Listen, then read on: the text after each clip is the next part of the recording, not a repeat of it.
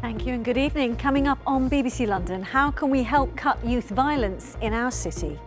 We join the dads building better relationships with their children to protect them from crime in the capital.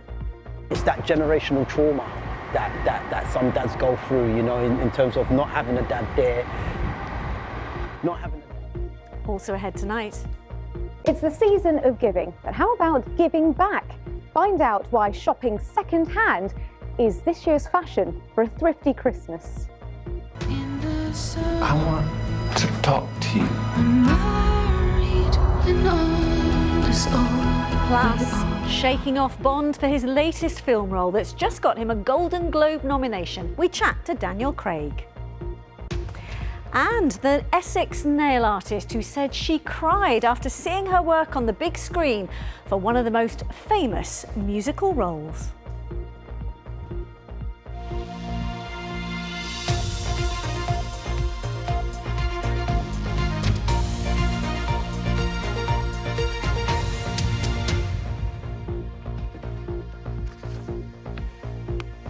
A very warm welcome to you. One of the big challenges for the capital has been how to reduce youth violence here in London. Well, tonight we hear how fathers who are struggling to build better relationships with their children are being encouraged to seek help as part of efforts to protect young people from crime. City Hall's Violence Reduction Unit says it's backing community groups supporting dads to be an active part of their children's lives. It says it's based on research suggesting their role can make a real difference in helping young people make the right choices. Here's our Home Affairs correspondent, Sonia Jessup. A blustery day for a bike ride, but this group of dads from across London won't let the weather get in the way. I definitely think that it's important to have events like this to obviously give, fathers that support network, that brotherhood. Terrell Lewis is a father of two and runs workshops helping other dads build back relationships with their children that have broken down. You've got dads that their kids are just growing up without a father. You've got dads who want to be involved in their children's life, but they just don't know how to make the initial contact. The Mayor's Violence Reduction Unit is spending £350,000 supporting 7 such schemes. They offer networking events like this, parenting advice and support navigating the family courts. What we know from listening to the 14,000 parents that we work with across London is that too often fathers are absent. And what we also see from evidence is that 60% of boys whose fathers are in custody unfortunately go on to offend. We're all about turning that around. Courtney Brown founded one of the groups. He's also worked in schools where he says he's seen young people struggle when dads aren't around. That could be from working too much, has a new family, mum stopped them from seeing dad, so much that were troubling these young people, and then that behaviour was being demonstrated in the corridors or in the classrooms and in the community. He says many dads grew up without a father themselves, or with one who was abusive.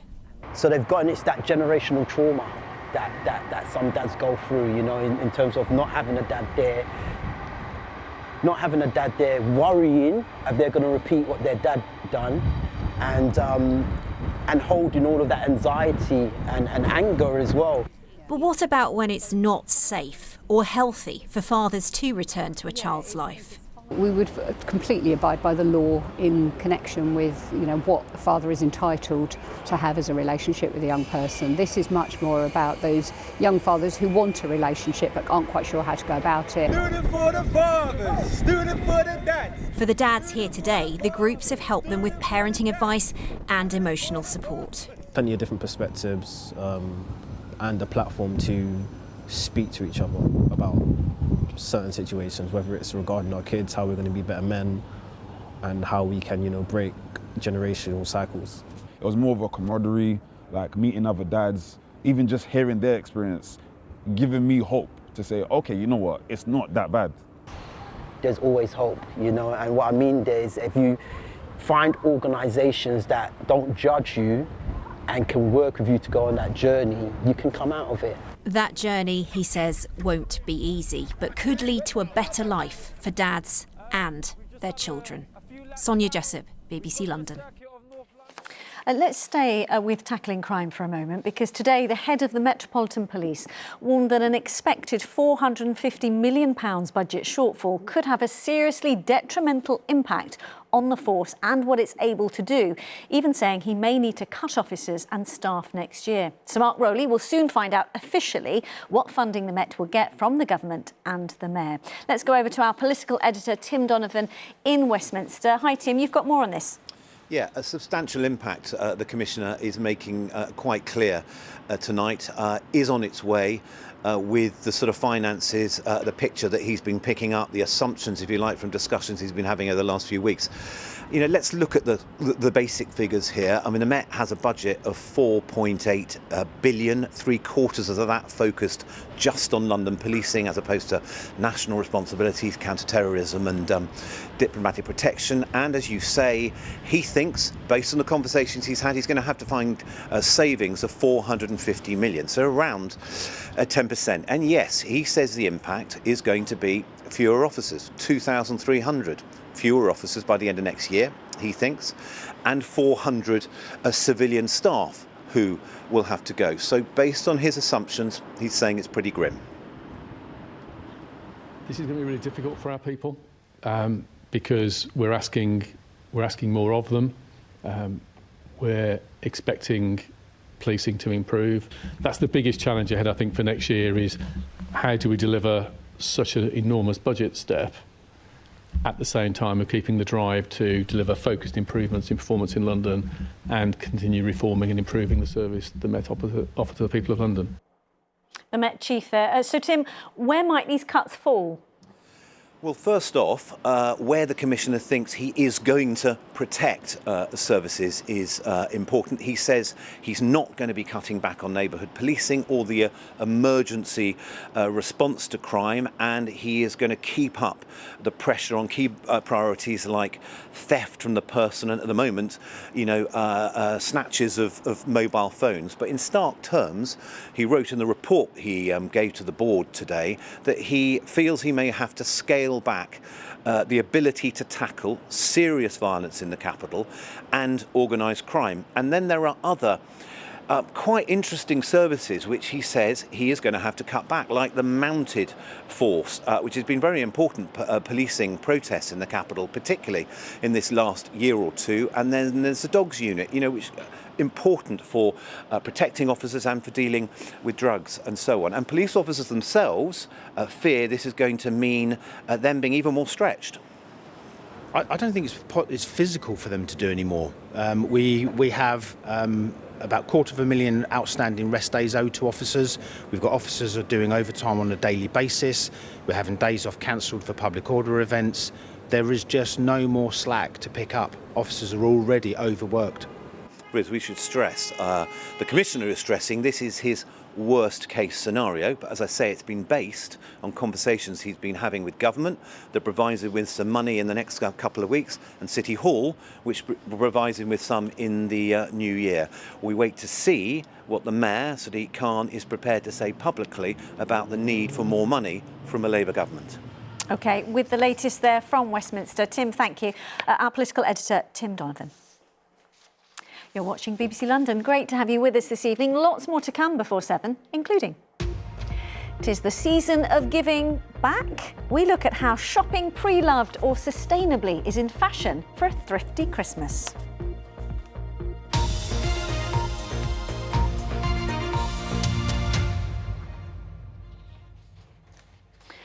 A jury has heard from the ex-girlfriend of a man accused of murdering schoolgirl Eliane Andam in South London.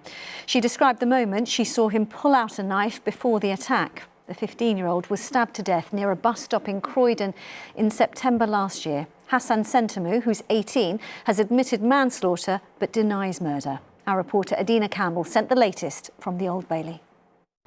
In pre-recorded police interviews played to the jury, they've been hearing from Hassan Sentamu's ex-girlfriend, who said that she knew something was wrong when he turned up to a meeting wearing a pair of black gloves and a mask. She said that she felt scared and noticed he was becoming angry, telling her he didn't want to hurt her. Now, the couple had recently split up and had planned to meet up to exchange their possessions, and she was hoping that he would bring back a teddy bear that belonged to her. But he turned up to that meeting empty-handed, and that's when Eliane Andam intervened, because she was at that meeting as well. And the ex-girlfriend said that as a joke, she decided to take back a bag full of his possessions and run off with it. Moments later, she said, he then pulled something out, and I saw a big knife. He was over her, bent over. I didn't know she got stabbed. I didn't know it was real.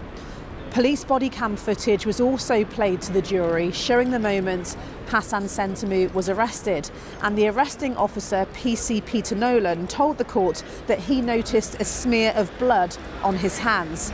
Another officer, PC Alex Gray, told the jury it was chaos. He saw people running and screaming. He said that they tried to give CPR but noticed that Eliane Andam was seriously hurt.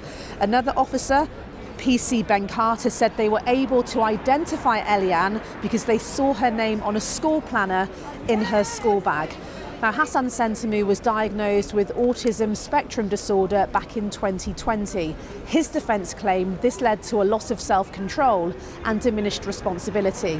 He's admitted manslaughter but denies murder. The trial continues. Adina Campbell, BBC London. OK, let me bring you a roundup of some of the day's other news now. A huge advertising screen above the concourse at Euston Station will now be used to display train information, with testing to start tomorrow. It's after Network Rail was criticised for replacing the old departures board with advertising. In October, the former Transport Secretary, Louise Haigh, ordered the screens to be switched off. The boss of Thames Water has defended executive bonuses despite a sharp rise in pollution incidents. He says the company needs competitive packages to attract top talent, while it pushes the water regulator Ofwat for a 59% hike in bills over 5 years to stay afloat. Plans for a new Chinese embassy opposite the Tower of London have been opposed by the local council. China bought the Royal Mint Court site 6 years ago and wants to build the largest embassy in Britain. The final decision rests with the Deputy PM and Community Secretary, Angela Rayner. And Millwall Football Club have announced they've mutually agreed to part company with manager Neil Harris. He will leave after Saturday's match in Middlesbrough. Now, 'tis the season and there are 14 shopping days left until Christmas. Sorry, hopefully that doesn't alarm you if you've still got many presents to get. But when it comes to gifting, have you thought about giving pre-loved or second-hand? Because Thriftmas, as it's known, is a growing trend, as many more of us may be avoiding buying brand new. Lakshmi Gopal has been giving it a try.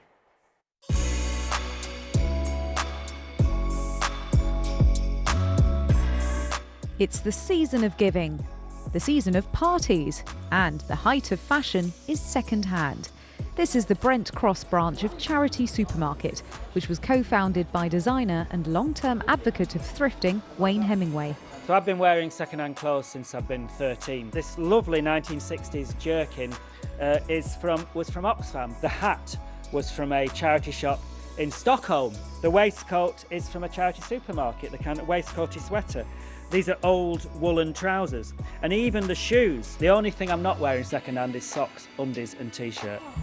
Over at one of the warehouses, the clothes and other items, sourced from places including several charities, are gathered and sorted. Collectively, we throw away bundles and bundles of clothing every day. Charity Supermarket says in the 2 years it's been open across around a dozen branches, it's saved more than 105,000 kilos of textile waste from going into landfill. The goods are packed into sacks to be distributed to the Charity Supermarket store. People who imagine a charity shop, who think of a charity shop, might think of something that looks very different from this. Yeah, I mean, we treat ourselves as a fashion store. We want this to be every bit as good as Topshop was in its prime in 1996, when we model it a bit on that. So we have, we have DJs at the weekend, we have good music playing, it's bright and cheerful. With every purchase, 80% goes to the charity that provided the item.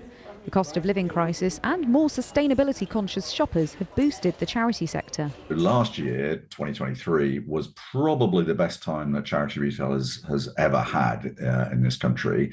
And 2024 has been very similar. But what we've been noticing, particularly since December started, actually, is that more and more people seem to be considering buying Christmas presents from charity shops. According to second-hand clothes app Vinted, this year's Christmas gift sales are expected to total £20.5 billion in the UK, and an estimated tenth of that will be made up of second-hand sales. It's very, very good for the environment. You're recycling, which is perfect. People throw so much stuff, like so much clothes, away in the garbage. And why? It's still almost new. It's a good way to do something about global warming or something. Yeah, I love it. Hopefully, thrifting's popularity isn't a passing trend, because of course helping the planet is for life, not just for Christmas. Lakshmi Gopal, BBC London. Food for thought. Still to come before the end of the programme. We hear from the Essex nail artist who's created perhaps the most famous nails on the big screen.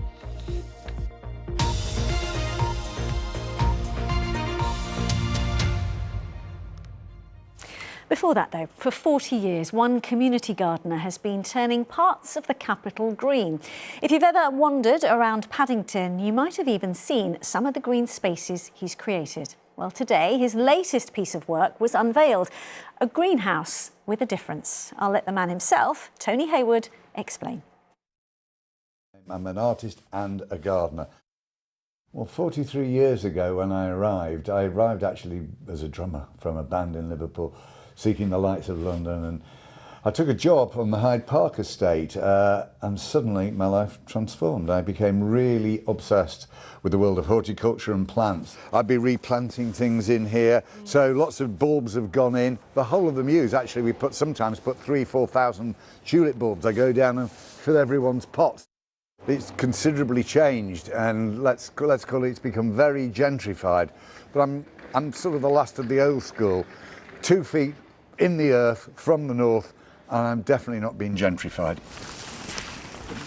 As a gardener, we're always talking to plants, we're always talking to animals, and I think there's an intuitive sense, deep relationship to nature that I've realised over 40 years that I feel far more part of the natural world, yet living in the capital, living in London. We're on the corner of Edgware Road, Sussex Gardens. This is a new work, Helter Skelter.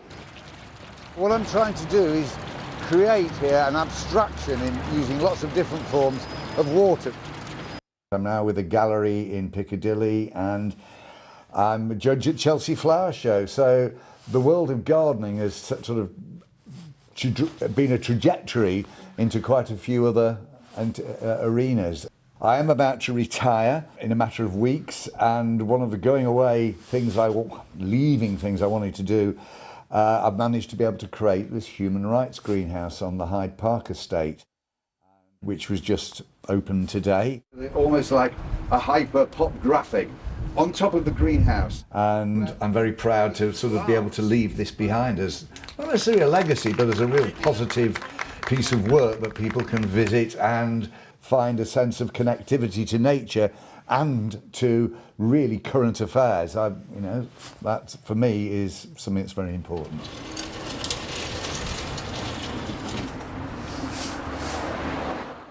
Tony Hayward there. Turning now to one of the most recognisable actors larger than life, thanks to his famous role, of course, as James Bond. You've got to hear the music, haven't you? Well, Daniel Craig has shaken off 007 for his latest work, which has just got him a Golden Globe nomination last night. The London actor is on the red carpet tonight for the gala screening of the film Queer. And Alice Bandakravi spoke to him just a few moments ago about the pressure on him for this film. No pressure. What's the pressure? It's all lovely. And you've written, of course, this film, Queer. It was written in the 1950s, in fact. What were the challenges to adapt it and make it relevant for a modern-day audience? How was that process?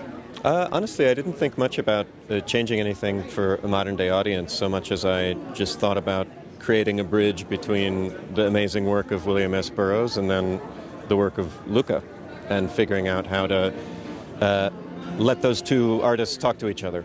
Luca Guadagnino, of course, the director. Daniel, what attracted you to this story? Luca at first, and then the chance to play such a complex and interesting character. It's described as a new love story. Tell us about that. In what ways? I don't think it's new. I think it's a pretty old love story. It's like it's a universal love story. In the sense that it's in some ways unrequited, but it's I don't between think so. men. It's not unrequited. As Luca brilliantly put, unrequited love is just stalking. So I think it's a love of two people for each other, and they're out of sync. It's not unrequited. You've described partly playing Bond as tough and strange and emotionally difficult. How was the experience of playing Lee in this film? Exactly the same. No, I mean, I may have said that, but it's also a glorious thing to do. So I don't ever really look back and sort of in the negative way. You can only really look back and be happy with what you've done. And it's an incredible cast and with some amazing cameos as well. What was it like working with this team? My God, it was like a dream, Leslie Manville is somebody I've adored forever because of all the movies she made with Mike Leigh that I grew up watching, and then Jason Schwartzman, and we got to have a great rehearsal process beforehand where everybody got to know each other and work through the scenes, so it was really special. Alice Bandekravi with the writer and actor there, Daniel Craig. Talking of actors, this is Londoner Cynthia Erivo, who's starring in the blockbuster film adaptation of the musical Wicked. And by the way, she's also received a Golden Globe Award nomination last night. But I want to focus on these, created for the movie premiere. Well, the woman from Essex who created them and 35 other sets for the film said she cried after seeing her nails on the big screen. Laura Foster has the story. You're great. When Cynthia Erivo landed the biggest role of her career, there was only one person she wanted to design the nails of one of film's most iconic characters. We didn't expect it to be as big as what it was, but we just always knew that we wanted the nails to be a part of the film. We always wanted it to be noticeable because she's touching the broom, she's putting her hat on, all these kind of things. Shay worked alongside Cynthia on set, helping ensure that Elphaba's nails changed as her character developed. And when Cynthia wore these nails on the green carpet at the film's premiere, Wicked Nails took over social media. Oh wow, it's been an outpour of love. I didn't think it would be global. I've had people messaging me, sending me pictures of the colours and the design that they've done. It's been great. Do you like them? Did you do her nails? No, I didn't do Ariana's nails, but Mummy did that one. No one has been more impressed than her 6-year-old. Every time she sees a poster, she's very much like, Mummy, there's Auntie Cynthia, you did her nails. And just to know that I did something like that, it was amazing to see. Shay says she'll still be keeping appointments with her regulars at her garden salon in Basildon, but she'll also be doing plenty of TV and film work in the new year. Obviously, we've only had part 1, but part 2 has been filmed. Yeah. You probably don't want to give any spoilers and you're sworn to secrecy. Definitely won't be. Is there any clues you can give us about what we might see in part 2 now? Oh, you're definitely going to see some new nails.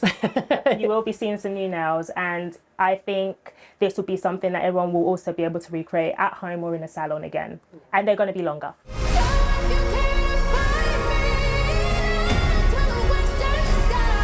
And finally, what would it mean to you to see a photo of Cynthia clutching an award with your nails on display? Honestly, it's going to happen. I'm speaking it into existence. It's going to happen. And I know I've got faith in it, and I've got faith in her.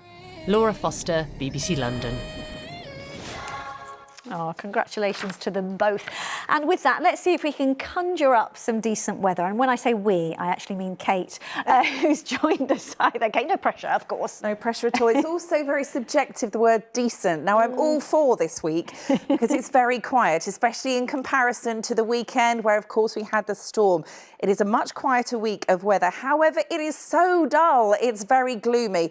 Anticyclonic gloom is what we call it, better known as cloud. And this cloud is here to stay. It's not going anywhere very quickly. This was earlier, blanket of cloud this morning, and this was later on in the afternoon. The blanket of cloud, not gone anywhere, still there. Very little in the way of brightness today, and indeed for the next few days. Now, this was earlier. You can't really see the cloud because it is everywhere. It kind of blends in. We've had a few spots of rain earlier as well, moving in on the northeasterly breeze. Now, that breeze, it's still noticeable and it's still cold. Has felt cold today. It's still blowing through tonight too. That northeasterly, bringing this cloud in from the southern North Sea. Now, we still could get a few spots of rain overnight.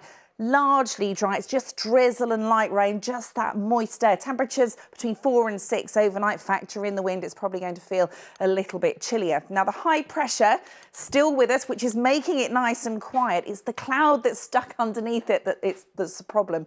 But as we head through Wednesday, at least the wind is starting to fall a little bit lighter. Only a little bit. We won't notice it too much during the day, but as we get towards the evening, it will become lighter. The cloud, though, staying with us, maybe 1 or 2 brighter spells. Temperatures tomorrow, again, just 8 Celsius. Now, overnight Wednesday into Thursday, the wind is lighter. There's a few breaks in the cloud. If you get those breaks, could see some mist and fog patches forming. Then the cloud moves back in, minimum between 4 and 6 Celsius. Now, as we head towards the end of the week for Friday, the high pressure just starts to drift and we start to pick up a bit of a westerly flow, especially as we head into the weekend. Now, for Thursday itself, a few brighter spells. Don't get too excited. There's not many. You might just get 1 or 2 glimpses of blue sky. But the wind is lighter. Temperatures at around 9 Celsius. Through Friday, though, as I said, we start to pick up something slightly different. The cloud is going to stay with us just to start with. Thursday, Friday, Saturday, but by the end of the weekend into Sunday, we might just see a little bit more in the way of sunshine. Riz. But the important point is, no matter the weather, you are never gloomy, Kate. Thanks ever so much. Thank you. Before we go, a couple of main headlines for you. A man has been charged with murder over last week's fatal shooting of a healthcare boss in New York. 26-year-old Luigi Mangione was detained on Monday after a days-long manhunt. And a wildfire in California has spread rapidly through the coastal town of Malibu near Los Angeles. Mandatory evacuation orders are in place for several thousand residents. The fire has been fanned by high winds. And that is where we leave you. But check out our website or our Facebook and Instagram for more stories, including, by the way, the dates the congestion charge is suspended over the festive period. And the Ted Lasso actor and Londoner taking on a Christmas classic. From me and everyone on the team here, thanks very much for watching. And whatever you're doing, enjoy your evening. Bye-bye.